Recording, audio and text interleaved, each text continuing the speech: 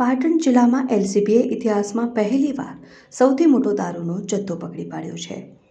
સિદ્ધપુર નજીક ધારેવાડા ચેકપોસ્ટ પાસેથી પંજાબથી સુરત જતી કન્ટેનર ટ્રક રોકીને તપાસતા બેસનના 684 કટ્ટાની આડમાં છુપાયેલા 16,427 વિદેશી દારૂની બોટલ મળી આવી.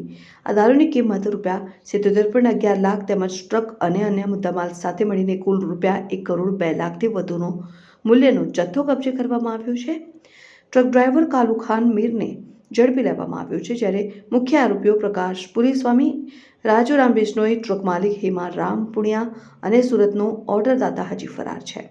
પાટણ એલસીબી ટીમની આ મોટી સિદ્ધિએ જિલ્લામાં ચાલતી પ્રોહિબિશન પ્રવૃત્તિઓ પર કડક પ્રહાર કર્યો છે. આ મામલે સિદ્ધપુર પોલીસ દ્વારા આગળની તપાસ ચાલુ છે. રિપોર્ટર અનિલ રામાનુજ, રાધનપુર, પાટણ.